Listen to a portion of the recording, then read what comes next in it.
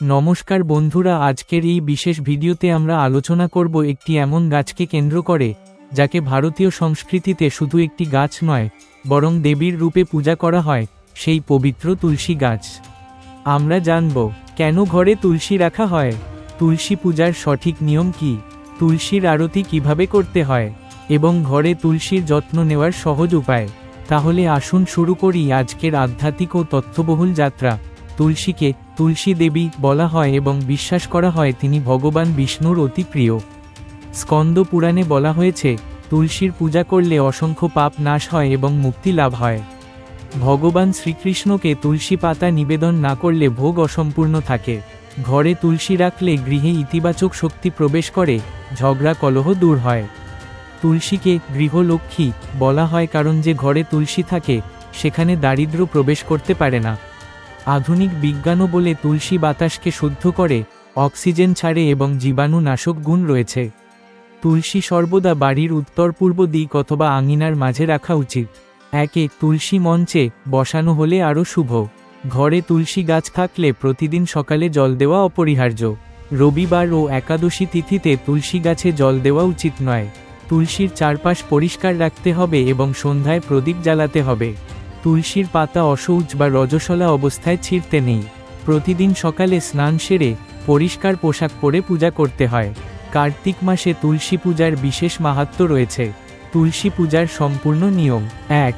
প্রথমে গঙ্গা জল বা পরিষ্কার জল দিয়ে তুলসী মঞ্চ পরিষ্কার করতে হবে। 2. একটি তামার বা পিতলের পাত্রে জল নিয়ে তুলসীর গোড়ায় অর্পণ করতে হবে। 3. প্রদীপ জ্বালিয়ে তুলসী দেবীর সামনে রাখতে হবে। 4. ধূপ, ফুল ও গন্ধ নিবেদন করতে হবে। 5. তুলসীর সামনে শঙ্খ বাজানো বা ঘণ্টা বাজানো শুভ। 6. ভগবান বিষ্ণু বা শ্রীকৃষ্ণের নাম জপ করতে করতে তুলসীর পূজা করতে হবে। 7.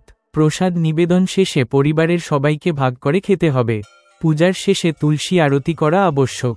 আরতির সময় প্রদীপ হাতে নিয়ে তুলসীর চারদিকে ঘোরাতে হয়। আরতির সময় পরিবারের সকলে মিলে নাম সংকীর্তন করলে ঘরে পবিত্র শক্তির বিস্তার ঘটে। তুলসী আরতি শেষে সবার মাথায় আরতির আলো নেওয়া উচিত। চাইলে ভগবান বিষ্ণু বা কৃষ্ণের আরতি একসঙ্গে করা যেতে পারে। প্রতিদিন সকালে পরিমিত জল দিতে হবে। তুলসীকে সরাসরি রোদে রাখা দরকার, তবে অতিরিক্ত গরমে সুরক্ষা দিতে হবে। শুকনো পাতা নিয়মিত ছেঁটে দিতে হবে। মাটিতে মাঝে মাঝে সার দিতে হবে। তুলসী যদি শুকিয়ে যায় তবে নতুন চারা রোপণ করা যেতে পারে। তুলসীর পাতায় অ্যান্টিব্যাকটেরিয়াল ও অ্যান্টিভাইরাল গুণ আছে। ঠান্ডা কাশি সারাতে তুলসী পাতার রস কার্যকরী।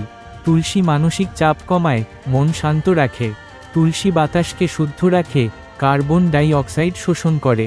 তাই ধর্মীয় দিক ছাড়াও তুলসী বিজ্ঞানসম্মতভাবে উপকারী।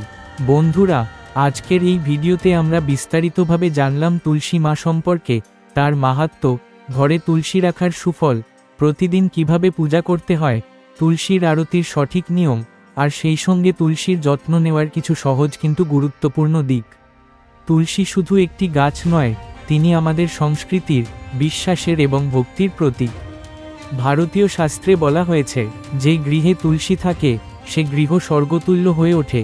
আজকের ব্যস্ত জীবনে আমরা প্রায়ই ভগবান ও প্রকৃতি থেকে দূরে সরে যাই, কিন্তু তুলসী আমাদের মনে করিয়ে দেয়, প্রকৃতি, ভক্তি এবং স্বাস্থ্য, এই তিনটিই জীবনের সবচেয়ে বড় সম্পদ।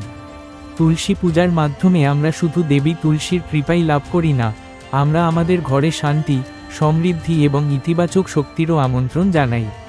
প্রতিদিন সকালে বা সন্ধ্যায় যখন আপনি তুলসীর সামনে প্রদীপ জ্বালান, বিশ্বাস করুন, সেই আলো শুধু চারপাশের অন্ধকার দূর করে না, মনের ভেতরের দুশ্চিন্তা, ভয়, অশান্তিও মুছে দেয়। একটি বিশেষ কথা মনে রাখবেন, পূজা কখনোই কেবল আচার নয়, এটি এক ধরনের আত্মিক সংযোগ। তুলসীর পূজা করার সময় আপনি যদি ভগবানকে স্মরণ করেন, আন্তরিক ভক্তি দিয়ে নাম জপ করেন, তবে সেটাই আসল পূজা। আজকের এই ভিডিওর শেষে আপনাদের কাছে আমার অনুরোধ, প্রতিটি পরিবারে একটি তুলসী গাছ থাকুক। প্রতিদিন অন্তত 1 মিনিট সময় দিন তুলসী মায়ের সামনে প্রদীপ জ্বালাতে, আর পরিবারের ছোটদেরও এই পূজা ও ভক্তির গুরুত্ব শেখান। আপনারা দেখবেন, ধীরে ধীরে আপনার ঘর থেকে নেগেটিভ এনার্জি দূর হবে, মন শান্ত হবে, আর জীবনে নতুন শক্তি আসবে। এখন আপনার প্রতি আমার ছোট্ট আবেদন, যদি ভিডিওটি ভালো লেগে থাকে তবে অবশ্যই লাইক করুন, চ্যানেলটি যদি এখনও সাবস্ক্রাইব না করে থাকেন তবে সাবস্ক্রাইব করুন আর পাশের ঘন্টাটি চাপুন যাতে নতুন ভিডিও আপলোড হলে সঙ্গে সঙ্গে পেয়ে যান। আপনার বন্ধু ও পরিবারের সঙ্গে এই ভিডিওটি শেয়ার করুন যাতে সবাই তুলসী পূজার মাহাত্ম্য জানতে পারে। আর অবশ্যই কমেন্টে লিখে জানান আপনার ঘরে কি তুলসী মা আছেন, আপনি কিভাবে তুলসীর পূজা করেন, আর আজকের ভিডিও থেকে কি নতুন কিছু জানলেন।